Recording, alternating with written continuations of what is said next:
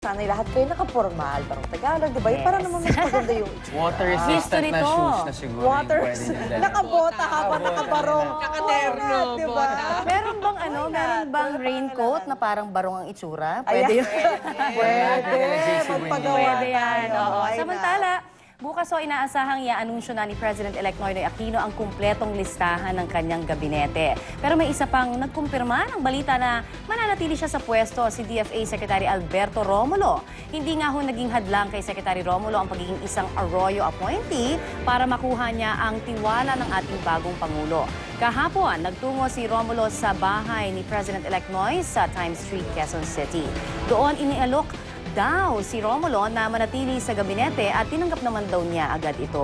Matagal na rin naman daw niya kasi nga kilala ang mga Aquino. Katunayan, isa siya sa mga Arroyo appointee na unang nagpahayag ng suporta sa kandidatura noon ni Noynoy. Yun. At least may nakita But he tayo. offered me to remain as Secretary of Foreign Affairs. I was honored and I have accepted.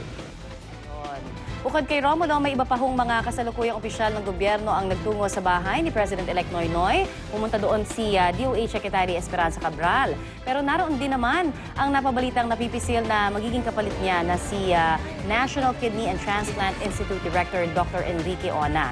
Pero kapwa tumanggi sina Ona at Cabral na sabihin kung ano ang pinag-usapan nila ng bagong Pangulo. Nag-courtesy call din daw kay Aquino si dating Philippine Ambassador to the US Albert Del Rosario at si dating Chief Justice Hilario Davide Jr. Nakikita natin pag bagong administrasyon, syempre, nandiyan na lahat. Kumbaga, nagbibigay ng respeto, kumbaga. Pero marami rin ang iintriga na yung iba, syempre. Hindi lahat yan. Oo. Trabaho. O pwedeng naghahanap daw ng knock-knock. Pwede bang posisyon dyan? Pero di ba, at least if you did a good job the past few years, kung manatili ka, wala magreklamo at talagang i-assign ko rin ng bagong Pangulo. Balita naman po tayo mula sa abroad. Sumiklab ang karahasan sa pagtatapos ng G20 Summit, isang organisasyon ng mga pinakamayayamang bansa sa buong mundo. Dumagundong ang mga protesta sa summit site sa lungsod ng Toronto, kung saan ang mga rallyista armado ng mga baseball bat at martilyo. Nanira sila at nanunog ng mga sasakyan, lalo na ang mga pag-aari ng pulisya. May mga nambabato rin ng bato at bote. Nakagaganti naman ng mga otoridad ng tear gas at pepper spray para itaboy ang mga rallyista. Wala namang seryosong nasaktan sa insidente at inaresto ng mga pulis ang ilang rallyista. Samantala, excited ako. Pasadahan naman natin ang mga maaksyong balita sa umagang ito sa ating Ronda Reports.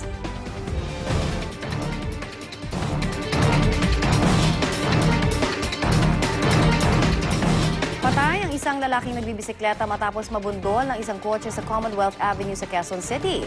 Yan po ang Ronda Report ni Trisha Zafra. Trisha? Connie, dead on the spot nga isang hindi pa nakikilalang lalaki matapos itong mabundol sa Commonwealth Avenue, Quezon City pasado alas 11 kagabi. Ayon sa mga taga-barangay Commonwealth na naunang rumisponde sa lugar, maharurot umano ang kotse at nabundol nito at dahil sa lakas ng impact ng pagkakabundol, tumalsik na ilang metro ang bisikletang dala-dala ng biktima. Hindi naman nagpa-unlock ng interview ang driver dahil daw sa sensitibo ang kanyang trabaho. Samantala, nakilala naman ang driver na si Jeffrey Muniz at samantala ito nga nakakulong ngayon sa Traffic Sector 5 at naharap raw ito sa kasong reckless imprudence resulting in homicide ayon sa mga investigador. At yan ang aking Ronda Report mula sa Commonwealth. Balik sa'yo, Connie. Maraming salamat, Trisha Zafra. Samantala, nagkabasag ang windshield. Nagkabasag-basag po ang windshield ng dalawang sasakyan matapos batuhin ng mga kabataan sa San Mateo Road sa Barangay Batasan Hills, Quezon City.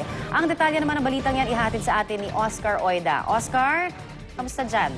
Connie, arestado ang isang 20 anyos na bagets o binatilyo na kinilala sa pangalang Brian Hupana matapos umanong mapasama sa mga napagbintangang nambabato ng mga sakyan dyan sa may San Mateo Road, Barangay Batasan Hills. Mga bandang alauna yan, kaninang madaling araw.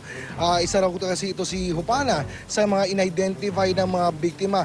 Yung mga biktima, Connie, yung mga nakikita nyo sa mga nagkabasag-basag na windshield ng isang van at isang sasakyan.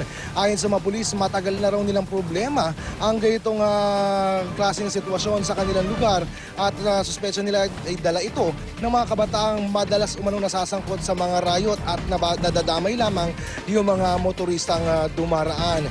Para maiwasan magito, nangako naman ng kapulisan sa lugar na magbabantay sila o magdadagdag sila ng bantay o magpapatrolya sa naturang lugar. Sa mga sandali ito, Connie, ay sumasailalim pa sa investigasyon itong si Brian Upana at umaasa mga pulis na may tuturo nito yung iba pang mga nasa likod ng mga pambabato. Connie? Maraming salamat, Oscar Oida.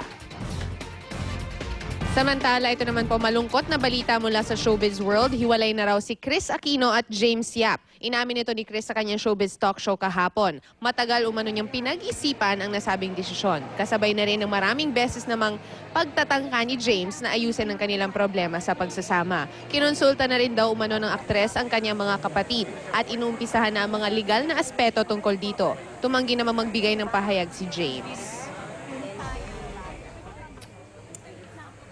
Alright, eto pa isang maagang showbiz balita. Tinanghal na ang mga nagaging artista sa first MTRCB Film Awards na ginanap noong Sabado.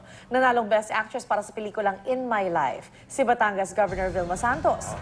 Tie for Best Actor naman sina Lou Veloso at Alfred Vargas para sa Colorum. Wag naman bilang Best Supporting Actor si John Lloyd Cruz para sa In My Life. Habang si Maria Isabel Lopez naman ang Best Supporting Actress para sa pagganap niya sa Kinatay. Best Director at Best Screenplay Writer si Raymond Red para sa Himpapawid na pinili ring Best Drama Film. Best Action Fantasy Film naman ang Panday at Best Comedy Film ang Last Supper No. 3. Lifetime Achievement Awardee naman ang Regal Films matriarch na si Mother Lily. Ayan. At ang mga kapuso natin sina Jake Vargas at Sarah Labati na patinanghal na male and female star of the night. Congratulations sa kanilang lahat. Yes. Alright, good job, guys. At Drew? More good news. More good news. Matapos maakyat ng ilan nating kababayan ng tutok. Tok-tok. Oh, talaga. Tuk-tuk ng pinakamataas na bundok sa mundo. Ano po nga ba?